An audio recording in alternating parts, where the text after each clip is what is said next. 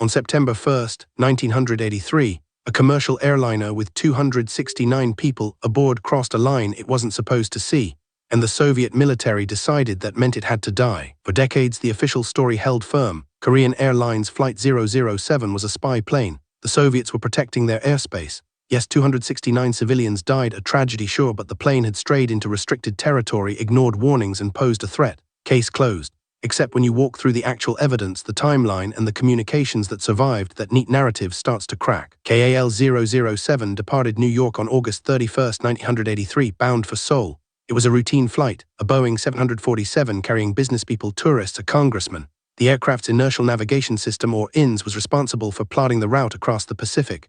This telegram right here, this is the crew's initial position report. Everything nominal, no alarms. Around 3:26 AM Anchorage time, the crew filed a position report that placed them over a waypoint called Nexus. Problem: Nexus was 365 nautical miles west of where they actually were. The INS had drifted, not catastrophically, but enough. And here's the thing nobody wants to dwell on: the pilots didn't catch it, neither did air traffic control. The aircraft drifted northwestward, crossing into Soviet airspace near Sakhalin Island around 3:13 AM local time. Soviet radar detected it, and here's where the official justification becomes harder to defend. The Soviets claim they tried to warn the aircraft. Radio logs show they broadcast on civil frequencies. But, and this matters, KAL 007 was not monitoring those frequencies. They were on an incorrect navigation track, on the wrong radio channel, and essentially invisible to any warning the Soviets attempted to send. A Soviet fighter pilot, Major Gennady, was scrambled in a Sukhoi Su-15 interceptor. He found the 747 on radar and visually confirmed it. What happened next is documented in declassified Soviet audio transcripts. The pilot fired warning shots, tracers across the aircraft's nose. Standard intercept procedure. The 747 crew never saw them. They didn't know they were under attack. The pilot requested permission to shoot. Moscow Center ordered him to destroy the target. At 3:26 AM, Osipovich launched 2 air-to-air missiles. The first struck the aircraft's right wing. The second damaged the fuselage. Within seconds, the 747 began losing altitude. The crew didn't even know they'd been hit. Radio traffic shows confusion, not panic. They thought they had an engine problem. Here's where the official story breaks entirely.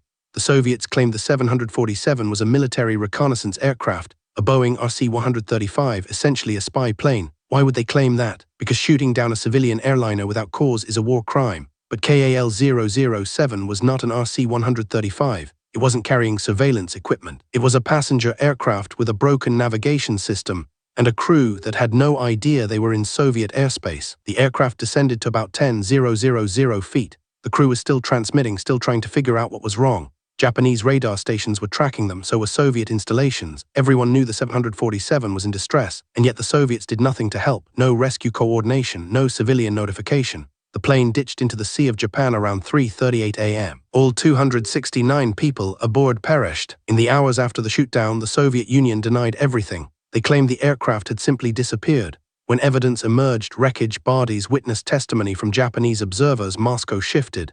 They admitted shooting it down but insisted it was a spy plane. They stuck to that story for years. Declassified Soviet documents released in the 1990s proved otherwise. What actually happened was a cascade of human errors and Cold War paranoia. The INS malfunction, the crew's failure to catch it, air traffic control's oversight, the Soviets' inability or unwillingness to establish contact, a pilot given an order to shoot, and 269 people caught between systems that had stopped communicating with each other. The real tragedy here isn't that the Soviets were trigger-happy, though they were.